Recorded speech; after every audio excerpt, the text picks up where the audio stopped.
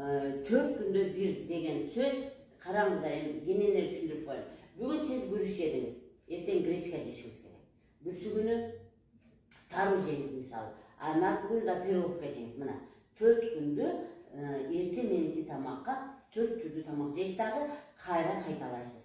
Себеби буну эртип берген клетка только бул жерде гана пайда болот.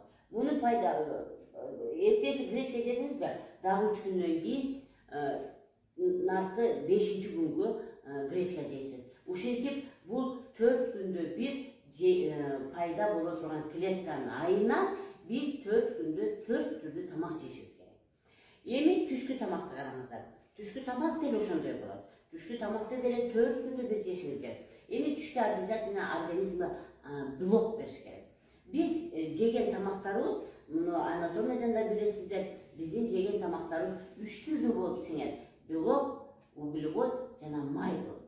Мына ушул белок биздин бүт клеткалардын негизин ушу белок түзөт да. Ошон үчүн белокту сөзсүз түрдө адам күнүгө бериш керек. Белок бул мал, жаныбардын белогун жейсиңер бүгүн. Эртең өсүмдүк белогун жеш керек. Бүрсү күнү дагы ошо жаныбар белогун жеш керек, наркы күнү дагы өсүмдүк белогун жеш керек. Демек, биринчи күнү сиз эт жеген болсоңуз, экинчи күнү сиз түшкү тамакка же горох, же фасоль, же чечевица. Мына булар өсүмдүк белогу болуп саналат. Үчүнчү күнү дагы белок бериш керек. Бирок сиз мында балык берсеңиз болот. Төртүнчү күнү дагы белок бериш керек. Бирок бул күнү сиз ошо бардык овощторду шорпо кылып ичсеңиз болот. Кайталап коеюн. Биринчи күнү эт экен, экинчи күнү жаныбар, өсүмдүк, экинчи күнү өсүмдүк белок экен, үчүнчү күнү балык экен, төртүнчү күнү дагы өсүмдүк шорпосу экен. Эми кандай тандайбыз деп сурашыңыздар мүмкүн да. Адамдын өзүнүн организми айтат. Сиз мисалы бүгүн обедке, түшкү тамакка жылкынын этин жедиңиз. Мүмкүн сиз кечкиге абдан өзүңүздү оор сезип, 2 сааттан кийин тамак сиңе баштагандан кийин сиз өзүңүздү оор сезип, мүмкүн оюңуз кургап, мүмкүн башыңыз ооруп, мүмкүн анаңыз куруп калган болсо, демек сизге ал эт жакпады.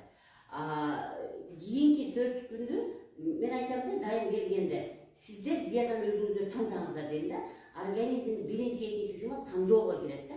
Кийинки жумада сиз мүмкүн тоок этин жеп көрөсүз. Дагы жеп көрүңүз, өзүңүздү карап көрүңүз, начар сездиңизби? Андан алмаштырыш керек. Эттен тоок эти бар, жылкы эти бар, кой эти бар, уй эти бар, өрдөк эти бар. Демек, ушул эттерди сиз өзүңүз тандап, организмди жеп көрүп, тандап алышыңыз керек.